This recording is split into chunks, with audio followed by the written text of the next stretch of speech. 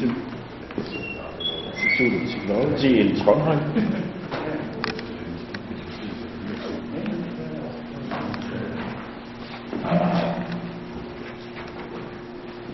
First of all, thank the organizer for having invited me to this symposium honoring Rostrup-Nielsen. I know that Jens thinks that in Trondheim we always have winter. But sometimes we have a nice summer day. And this year we haven't even had snow in the city. So things are improving. Okay. Before I start, I'd like to point to some collaboration we have with Haldor-Topsoe. We have just finished a large national project with natural gas conversion, and we have also started a new project focusing on industrial catalysis science and innovation. And its financing comes from the Research Council of Norway, but Haldor-Topsoe is a major contributor to this program. Together with INEOS. INEOS is the former Norsk Hydro, making ethylene and the olefins. And of course, Yara, which is also former Norsk Hydro, making the fertilizer. And we have Rasmussen making the novel metal catalyst. And there is Guinea, which was also part of Norsk Hydro in the old days. So I would like to talk a little bit about fish approach and also some support that came out of our work with partial oxidation and steam reforming.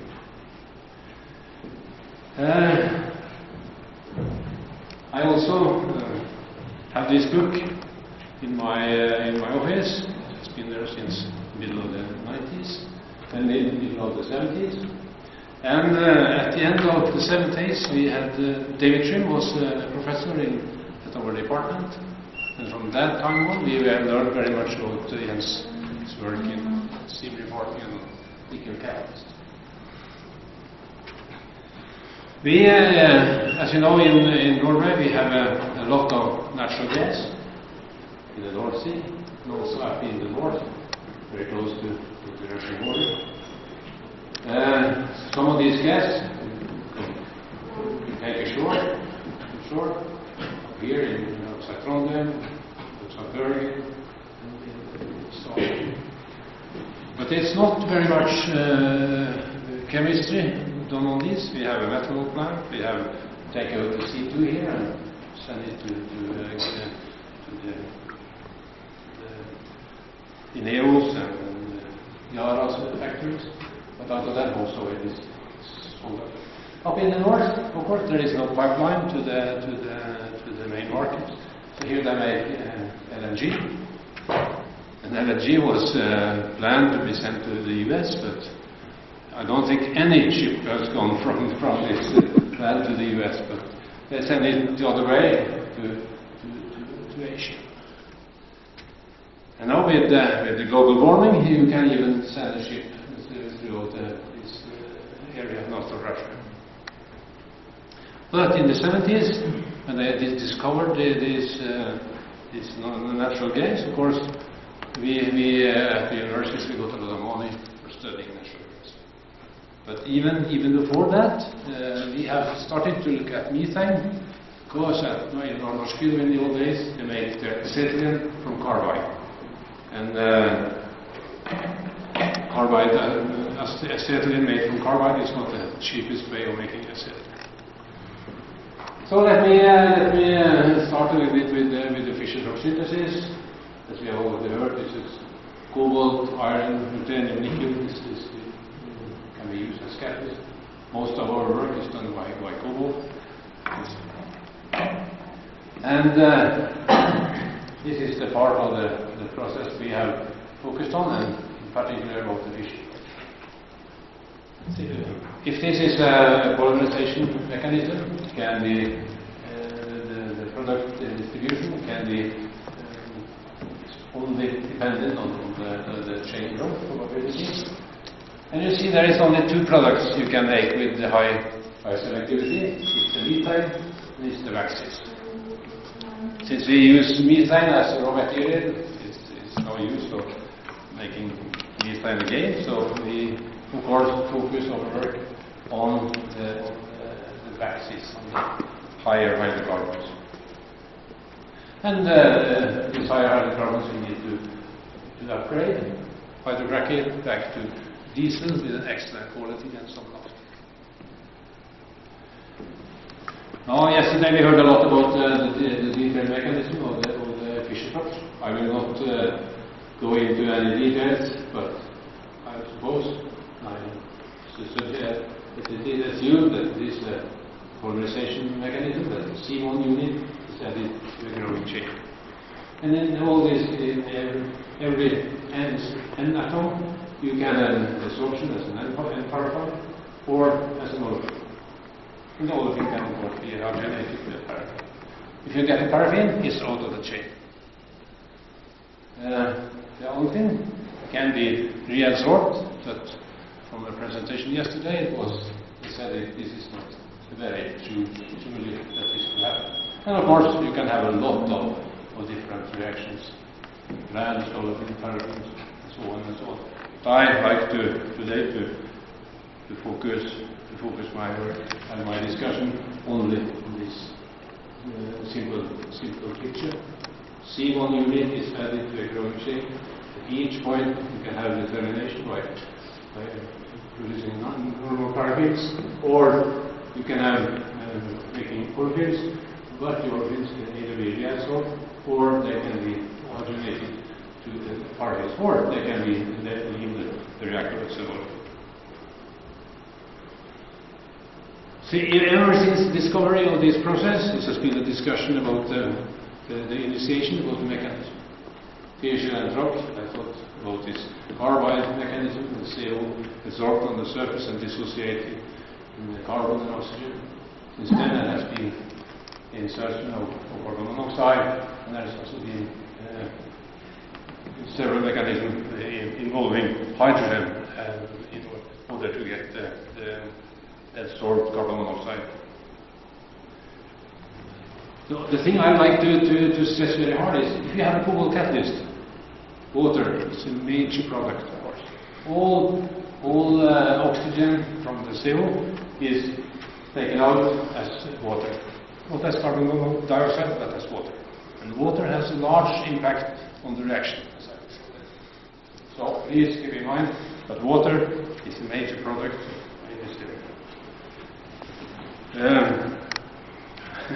We have also, in the last years, there's been a lot of discussions about this mechanism. People with the modern tools of calculations, you can do all kind of nice calculations, and we have also participated in this even 10 years ago.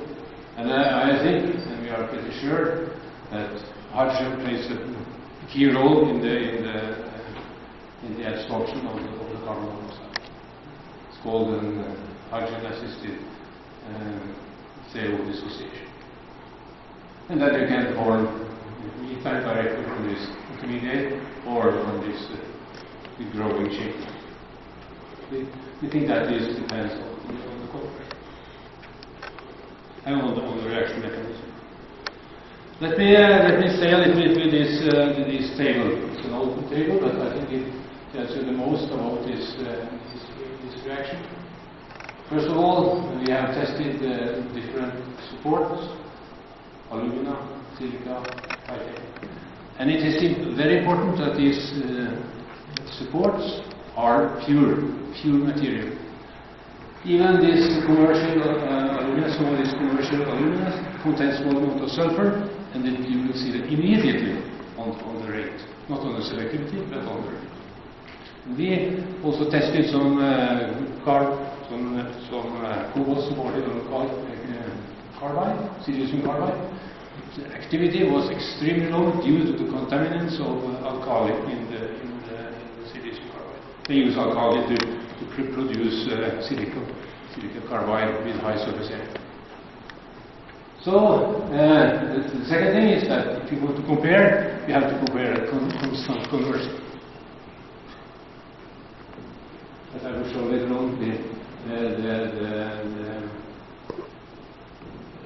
selectivity depends very much on the conversion. You can see that the rate per gram catalyst increases if you promote, in this case with rhenium, but the site time yield is constant. It doesn't change. Regardless of you use rhenium or platinum, whatever you do, the site time yield is constant. You also see that the C5 selectivity increases a little bit from using alumina to titanium, and titanium is of course having higher surface area, lower surface area. But if you now add water to this, we add in this case we add 20% water. Of course, this resembles conversion, very high conversion. And you can see that in this case we increase the C5%, and you increase it more if you have a support with a low surface area. So water is extremely important thing in this system, and this is also part of the reason why you have to compare that constant conversion. So for cobalt catalyst, the turnover rate seems to be or is constant, provided that you have cobalt particle sizes larger than about 7 to 6 to 7 nanometers. It means that the catalyst activity depends on the degree of reduction and the shape and dimensions of the particles that constitute this motion. I think what people are agree about is that the turnover frequency is constant for this system. But if you go to lower particles, of course we get a decrease in the turnover frequency. And this is the picture from recent work of Brian de Jong in Utrecht. Elegant work, and you can see that if you go below 6-7 nanometer, the turnover frequency decreases. But above, it's constant.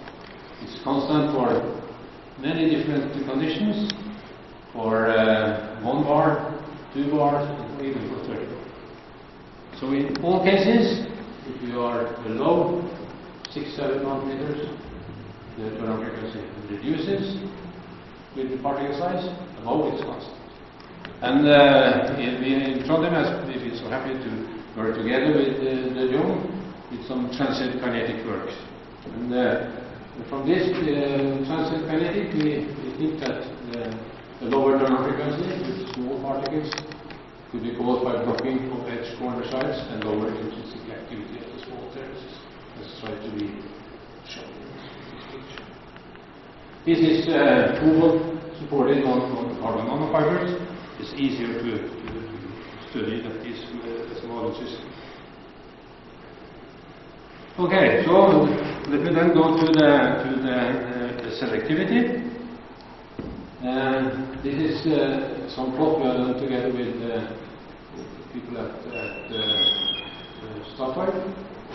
We have looked at a lot of our data, and you can see that the selectivity as a function of the particle size or gamma alumina, you get the same. We are below 6, 7, 8 nanometer selectivity drops.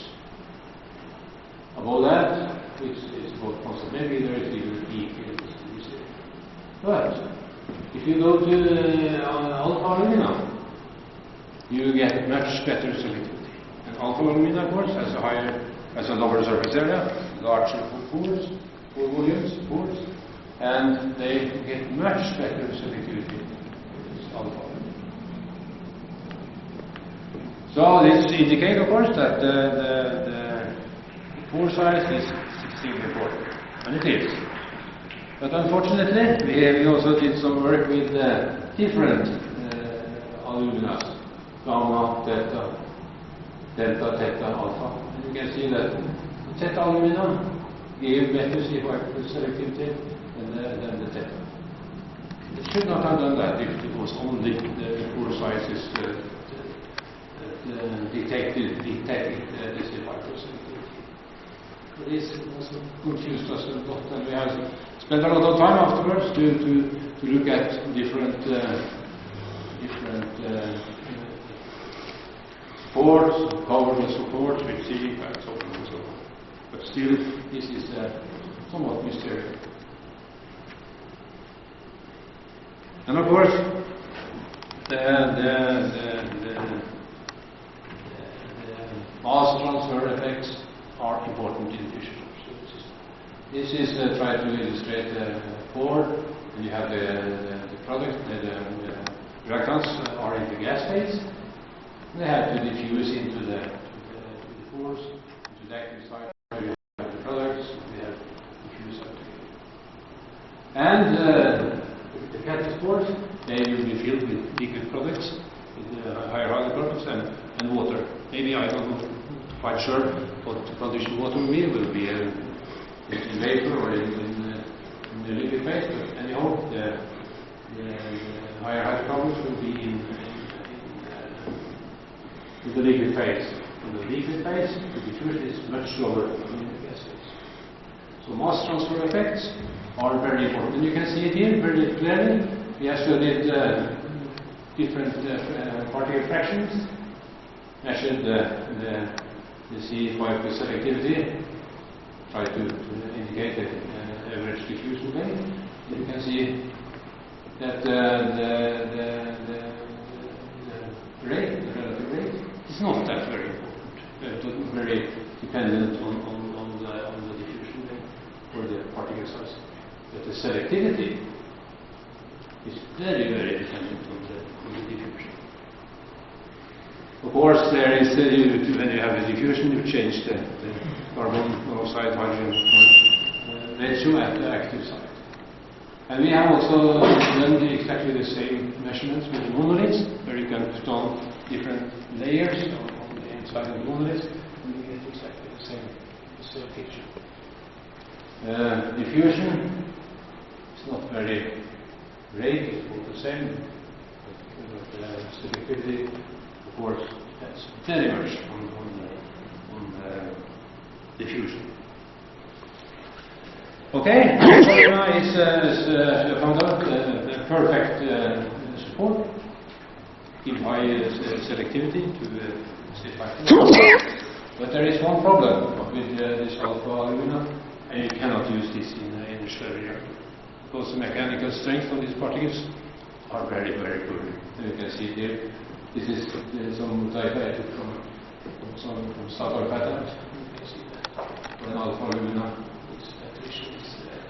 You cannot use it for slurry reactor. So, mechanically, in this slurry type reactor, mechanical strength is very here we work with steam reforming and partial oxidation. We have also for many years been working with nickel systems, partial oxidation and steam reforming. We have made nickel with 45 million different amount of noble metals in nickel. And we have prepared alumina spinels as catalyst for this system. I also done some other things. But this thing I would like to follow a little bit closer. And we prepared these spinel structures by reference impregnation of alumina, nitrate salt precursors, standard way, dry the air, and we calcine it by heating to almost 1400 Kelvin and stay there for 10 hours. And then we sieved it to small fractions. And if you now look at the temperature program dissociation of methane, you can see it means that you just put methane over the catalyst and you measure the hydrogen production. And if we took the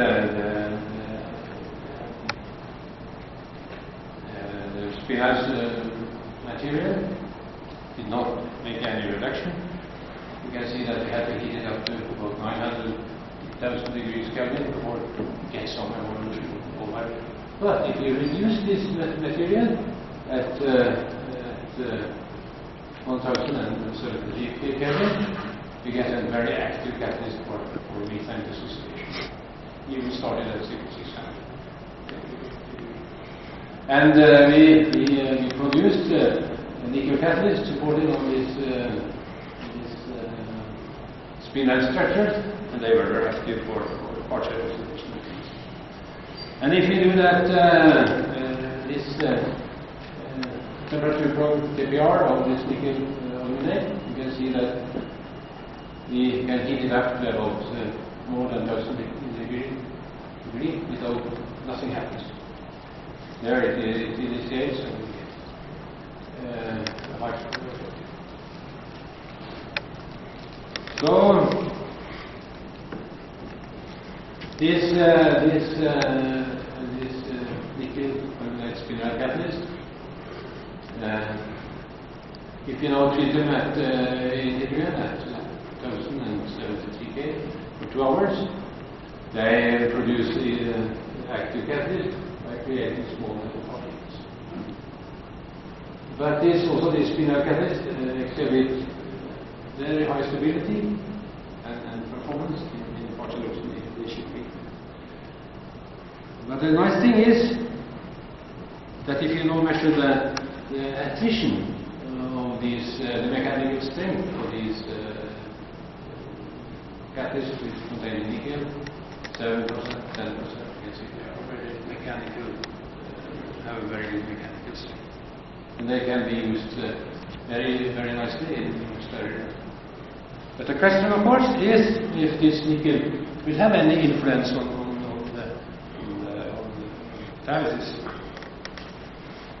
Now we did several different experiments. We made this alumina support spinel modification, and we produced the spinel, magnesium, zinc, nickel.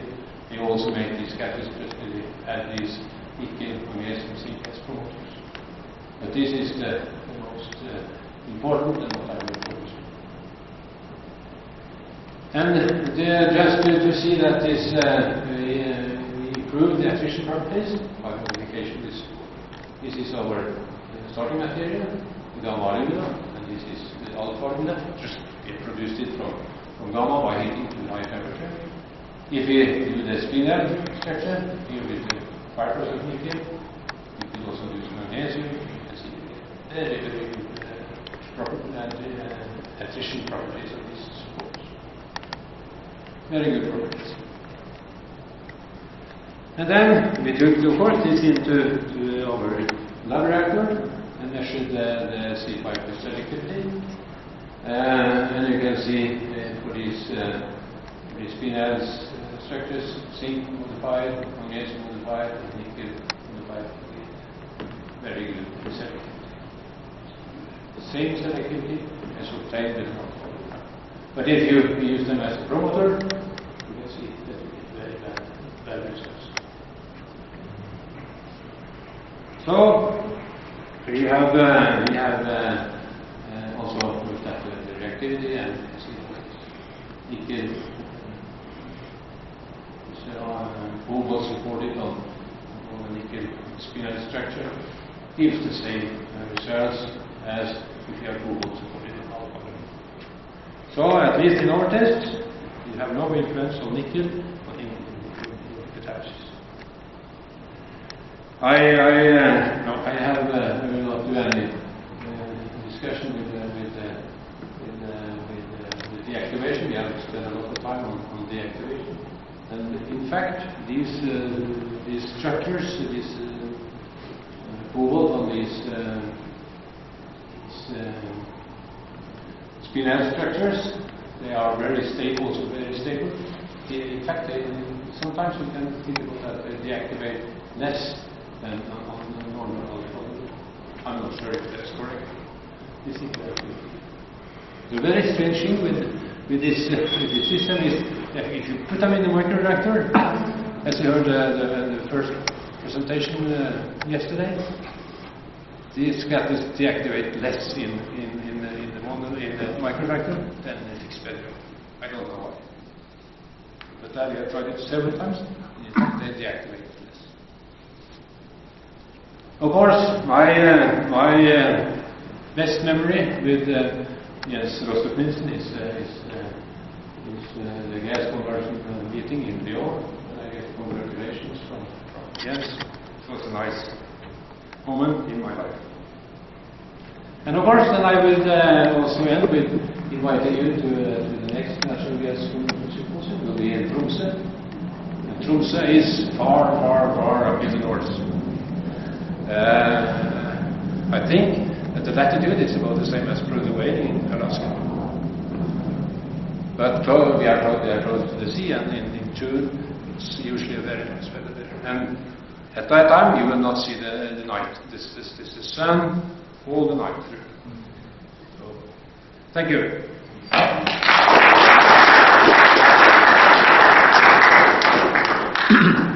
Thank you. Questions? Yes? Did you see that when using your NiO2 catalyst for pressurization, that coking was a significant problem? The coking depends on the size of the metal particles. So the coking goes down, the particles are larger? What? The coking goes down, the particles are larger? I'm sorry, I didn't get it. The coking goes down, the particles are larger? Yes. Okay, interesting. They usually heard that sintering makes the catalyst worse. Sintering makes the catalyst worse here. Yeah, of course, if you have a small particle, you have it at a high temperature, I will sinter. Yes. Very interesting. No, there is sinter, yes. Yes? What fraction of your sample is nickel aluminate? Is it only a surface layer or is it completely reactive? You put the nickel on the aluminum? I think you can, if you have your alumina, you can put about 31% nickel in it to have it float the whole sample. So we are not putting nickel in on the whole sample. We put 5%, 10% nickel in it, and we could put about 31%, I think, to make a complete spinner. I think it's 31.2 or something. Yeah. Does that mean it's partly alumina and partly nickel? What? Is it only a fraction of it is spinel? No, I suppose so. There is also at all of these particles, and maybe on the most on the outside of these particles. Otherwise, we have not. I must admit that we have not studied that completely. But we know that you could put 31% nickel to have a complete spinner. Any more questions? No? Okay.